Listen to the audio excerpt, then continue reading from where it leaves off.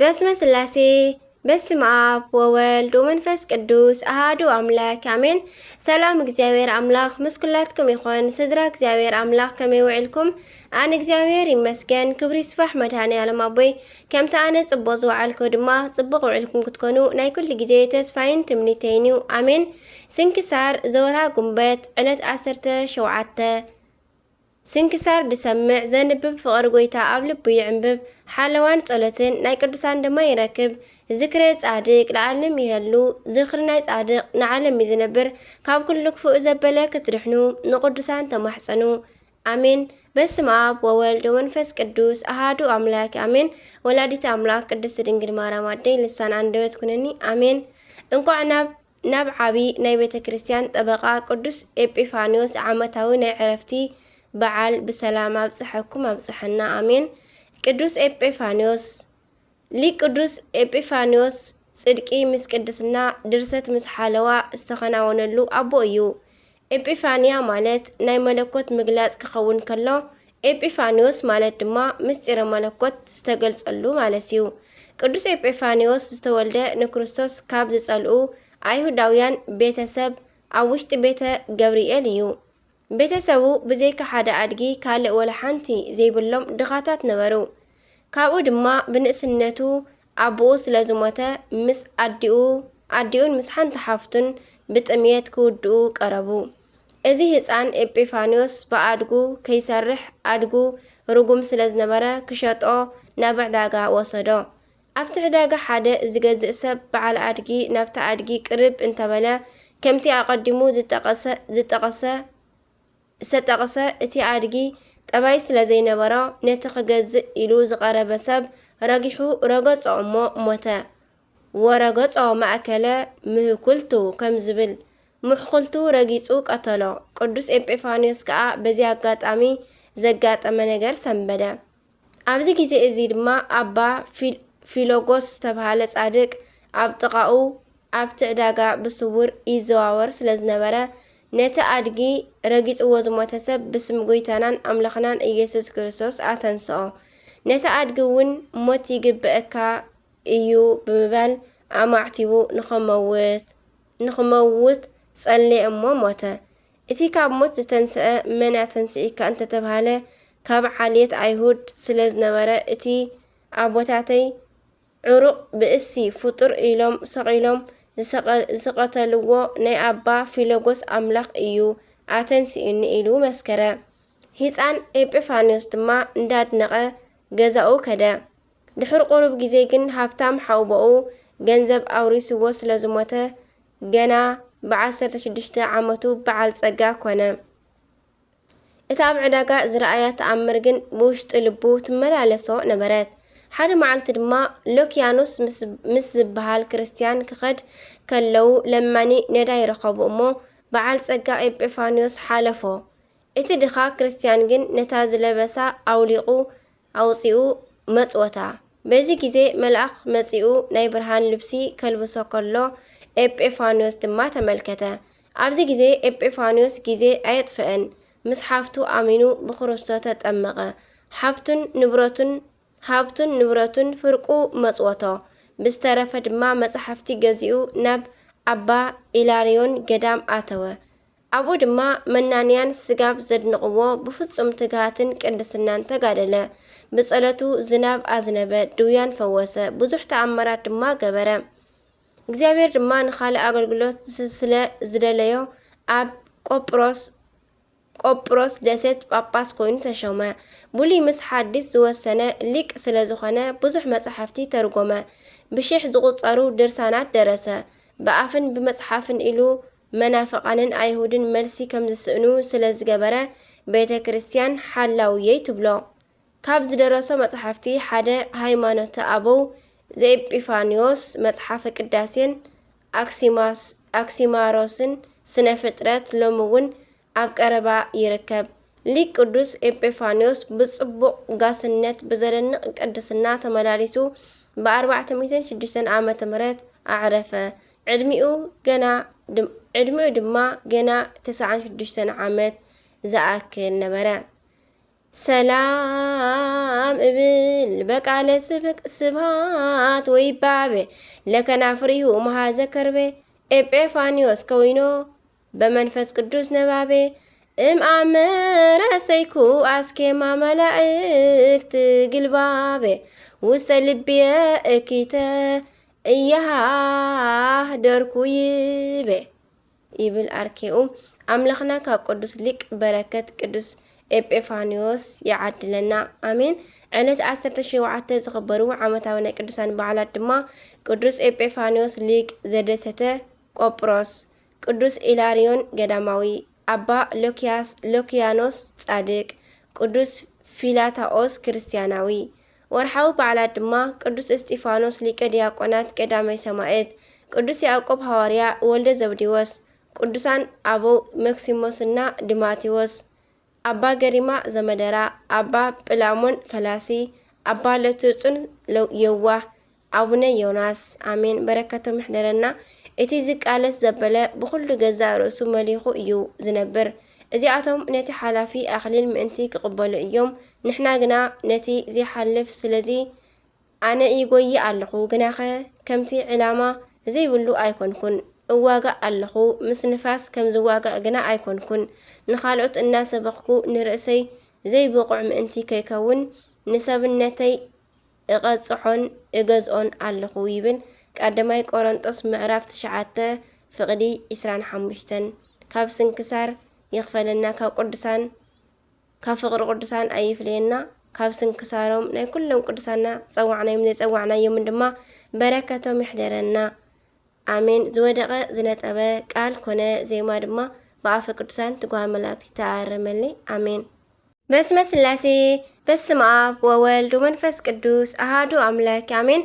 ከምኡ ድማ ናይ 18 ጉንበት በረከቶም ይሕደረና ናይ ኩሎም ቅዱሳና አሜን። ጥንተ በዓለ ጰራቅሊጦስ 18 ጉንበት በዛ መዓልቲ እዚኣ ጰራቅሊጦስ መንፈስ ቅዱስ በአምሳል እሳት እናተረአየ በአምሳል ንፋስ ድማ እናተሰምዐ ኣብ ልዕሊ ቅዱሳን ሐዋርያት ዝወረደሉ መዓልቲ እዩ። እዚ ከ ከመዩ እንተተባሃለ እግዚአብሔር ወልድ ኢየሱስ ክርስቶስ ንዓና ክብል ካብ ልዑል መዓርጉ ወሪዱ ኣብ ማህፀን ድንግል ማርያም ተጸኒሱ ብሕቱም ድንግልና ተወሊዱ ብዘይካ ኃጢአት ድማ ብግእዘ ህፃናት ዓብዩ ኣብ 30 ዘመኑ ተጠሚቁ ነታ ቅድስቲ ሕጊ ወንጌል ምሂሩ ብፍቃዱ ድማ ንቤዛ ዓለም ሞይቱ ብባህሪ ስልጣኑ ተንሲኡ ኣብ ዝትንስእ ኣብ 40 መዓልቱ ዓረገ። ስለዚ ንደቂ መዛሙርቱ ናይ ቅዱስ መንፈሱ ጸጋ ተስፋ ንኽገብሩ ነጊርዎም ስለ ዝነበረ ካብ ዝትንስእ ኣብ መበል 50 መዓልቲ ካብ ዝዓርግ ድማ ኣብ መበል 10 መዓልቲ እቲ ተስፋ ፈጸመሎም።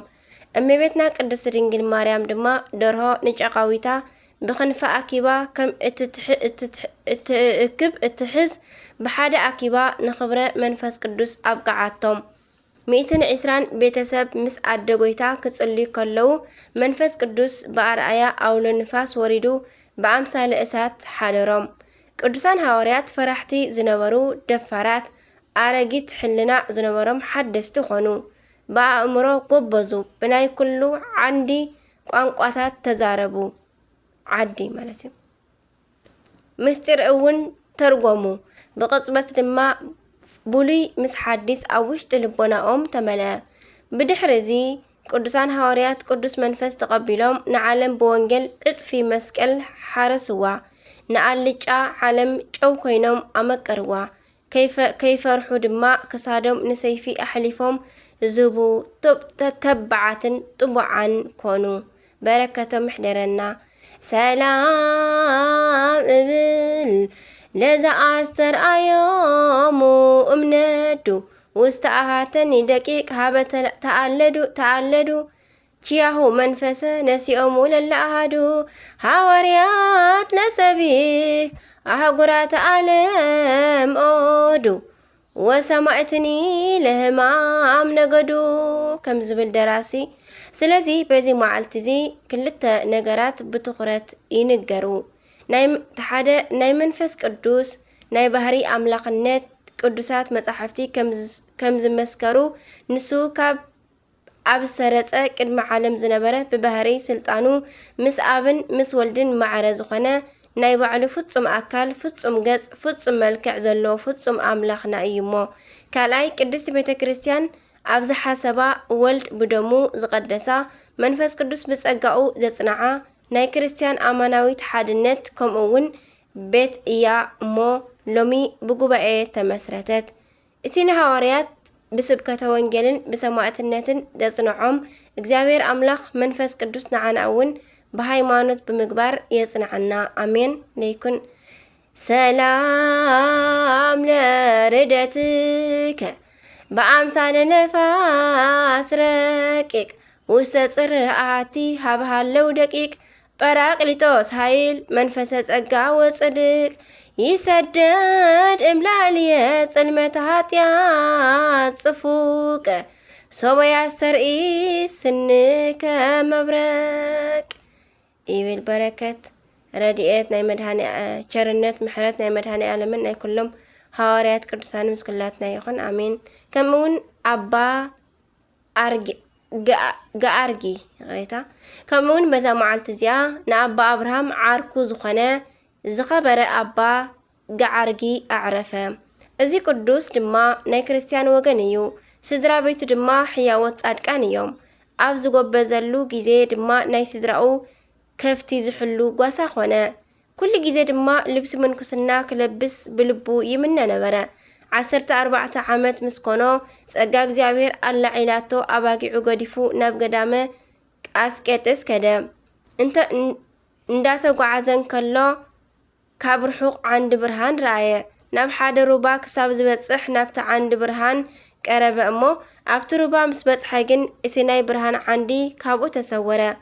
ነቲ ሩባ ኣብ ዝተሳገረሉ ጊዜ ብሽማግለ ኣምሳል ሰይጣን ተገሊጹ ወደይ ስምዓኒ ፍለጥ ንስኻ ስለኻ ንልብሱ ቀዲዱ ንኣቦኻ ረኣኽዎ ንሱ ኸዓ ናይ ዱር እንስሳ ነጢቑ ዝበልዓካ መሲልዎ ኣሎ እሞ ይሓዝንን ይበክን ኣሎ። ተመሊስካ ናይ ኣቦኻ ልቢ ከተጸናንዕ ይግብአካ እዩ በሎ። ኣባ ገዓርግ ድማ ሰንቢዱ ሓደ ሰዓት ዝኣክል ቆመ። ብድሕሪ እዚ ዝኸበረ ወንጌል ምእንታይ ክብል ንቤተሰቡ ዘይገደፈ ወደ መዝሙረይ ክኸውን ኣይክእልን ዝብል ቃል ሓሰበ። እዚ ኣብ ዝበለ ጊዜ ሰይጣን ከም ትኪ ተኒኑ ተበተነ። ኣባ ገዓርጊ ከዓ ሰይጣን ከም ዝኾነ ፈለጠ። በዚ ጊዜ ድማ እቱ ናይ ብርሃን ዓንዲ ደጊሙ ተገለጸልሞ ናይ እግዚአብሔር መልአኽ እውን ብመነኮስ ኣምሳል ምስኡ ተጓዓዘ። እዚ ቅዱስ ኣቦ ድማ ነቲ መልአኽ ተኸተሎ። ንሱ ከዓ ኣብ ኣባ ኣርዮን ገዳም ኣብጽሖ። ኣባ ገዓርጊ ድማ ምስ ሓደ ጻድቅ ሰብ መንኮሰ። ኣብኡ ድማ 14 ዓመት ጸብሒ ከይቀመሰ ወይኒ ከይሰተየ ናይ ኣትክልቲ ፍረ እውን እንተኾነ ከይጠዓመ ተቐመጠ። ኣብዚ 14 ዓመት ዝኣክል ጊዜ ብዘይካ ከፍ ክብል ተኾይኑ እምበር ድቃስ ዝበሃል ኣይደቀሰን። ተጋድልኡ ኣመና ኣብ ዝወሰኸሉ ጊዜ ናይ እግዚአብሔር መልአኽ ተገልጸሉ እሞ ከምዚ በሎ ስጋኻ ከይደክም ብማእከላይ ገድሊ ተጋደል ኢሉካ ጎይታ ድሕሪ እዚ ድማ ክሰርሖ ዝግብኦ ስርዓ ሰርዓሉ ኩሉ ጊዜ ድማ ክሳብ ዝመሲ ክጸውም ንእሽተይ እንጌራ ከዓ ክበልዕ ካብ ሰዓት 10 ክሳዕ ፍርቂ ለይቲ ስለ ስጋኡ ዕረፍቲ ንኽድቅስ ብዝተረፈ ለይቲ ስጋብ ዝወግሕ ተጊሁ ክጽሊ ነገሮ። በዚ ተጋድሎ ብዙሕ ዘመናት እንዳተጋድለ ኣብ ዝነበረሉ ጊዜ ኣብ ውሽጢ በረኻ ንወይኑ ክነብር ስለ ዝደለየ ናብ ውሽጢ ጫካ እንዳተመላለሰ 2 ዓመት ነበረ። ድሕሪ እዚ ጎይታ ተገሊጹሉ ናብ ቦታኡ ክንኽምለስ ኣዘዞ። ኣብቲ ጊዜ ድማ ኣምላኻዊት ሓይሊ ናብ ዝኸበሩ መክሲሞስን ዲማቴዎስን ገዳም ኣብጽሓቶ። ንሳ ከዓ ንደብሩ ቀረባ እያ። ናብ ደብሩ ኣብ ዝተመልሰ ጊዜ በዚ ወቕቲ ኣባ አብርሃም ካብ ዓለም ናብታ ገዳም መጸ እሞ ክልቲኦም ተራኸቡ። ብሓድነት ተሰማሚዖም ናይ ኣስቄጥስ ገዳም ኣበምኔት ናብ ዝኾነ ናብ ኣባ ዮሃንስ በጽሑ። ንሱ ከዓ ቦታ ሂብዎም ኣብ ውሽጡ ነበሩ። እቲ ቦታ ድማ ክሳብ ሎሚ ፍሉጥ ኮይኑ ይነብር ኣሎ። እዛ ዋሻ ወይ ከዓ በግቢግ ትበሃል። ናይ ክብሪ በዓል ቤት ጎይታናን ኣምላኽናን ኢየሱስ ክርስቶስ ኮኺ ሰንጢቑ ናብኣቶም ዝወረደላ እያ። ንሳቶም ድማ ሰገድሉ ሰላምታ እውን ሂብዎም ኣጸናኒዕዎም ካብኦም ዓረገ። እታ ጎይታና ዝወረደላ መስኮት ብርሃን ድማ ክሳዕ ሎሚ ዝተኸፈተት ኮይና ትነብር ኣላ። እዞም ቅዱሳን ድማ ንመነኮሳት ዝኸውን ብዙሕ ድርሳናትን ብዙሕ ተግሳጻትን ደረሱ። ንኣቦታቱ ንዝእዘዝን ንዝግዛእን ኣመስገንዎ።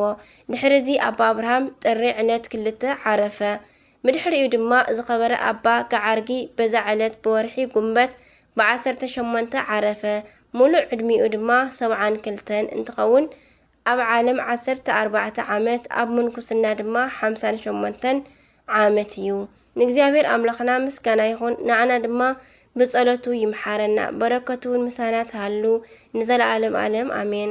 አርኬ ድማ ከምዚ ይብል ሰላም ለጋርጊ በሂድገ መርዐት ውስተ ተሃግ ድህረ ዓምደ ብርሃን ወርሆ ፍኖተ ፈለግ ከመ አለብእዎ መልአክ ኩነነ ስርዓት ውህግ ፈጸመ ገድሎ ምስለ አብርሃም በደርግ ውሳጤ በአት ዘስማ በግቢቅ ይብል። ከምኡውን በዛ መዓልቲ እዚኣ ቅዱስ ሲኖዳ ሰማዕት መዘከርታው እዩ። በረከቱ ምሳና ተሃሉ ንዘለዓለም ዓለም አሜን። ንእግዚአብሔር አምላኽና ምስጋና ይኹን። ንዓና ድማ ብጸሎት ኩሎም ቅዱሳኑ ይምሓረና ንዘለዓለም ዓለም አሜን። ካብ ፍቅሩ ቅዱሳን ኣይፍልየና። ዝወደቐ ዝነጠበ ቃል ኮነ ዜማ ድማ ብኣፈ ቅዱሳን ትጓን መላእክቲ ተኣረመለይ አሜን። ስንክሳር ድሰምዕ ዘንብብ ፍቅሪ ጎይታ ኣብ ልቡ ይዕንብብ። ሓለዋን ጸሎትን ናይ ቅዱሳን ድማ ይረክብ። አሜን አሜን ወአሜን ወለኩሎም መላእክተ ሰማይ አሜን። አቡነ ዘበሰማያት ይትቀደስ ስምከ ትምጻእ መንግሥትከ ወይኩን ፈቃድከ በከመ በሰማይ ከማሁ በምድር ሲሳየነ ዘለለ ዕለትነ ሀበኒዮም ህድግ ለነ አበሳነ ወጀጋየነ ከመ ንሕነኒ ንህድግ ለዘአበሰረነ ኢታብአነ እግዚኦ ውስተ መንሱት አላ አድኅነነ ወባልሐነ እምኩሉ እኩይ እስመ ዚአከ ይእቲ መንግሥት ኃይሉ ስብሐት ለዓለመ ዓለም አሜን። በሰላመ ቅዱስ ገብርኤል መልአክ ኦ እግዝእትየ ማርያም ሰላም ለኪ ድንግል በህሊናኪ ወድንግል በሥጋኪ እመ እግዚአብሔር ጽባኦት ሰላም ለኪ ቡሩክቲ አንቲ እምአንስት ወቡሩክ ፍሬ ከርሥኪ ተፈሥሒ ፍሥሕት ኦ ማርያም ምልዕተ ጸጋ ምልዕተ ውዳሴ መልእክተ ኩሉ እግዚአብሔር ምስሌኪ ሰአሊ ወጸልይ ፍቅር ወልድኪ ኢየሱስ ክርስቶስ ከመ ይስረይ ለነ ኃጣውኢነ ተማኅፀነ ከተማኅፀነ መክዳንኪ አሜን አሜን ለይኩን። ስብሐት ለእግዚአብሔር ወለወላዲቱ ድንግል ወለመስቀሉ ክቡር ለይኩን።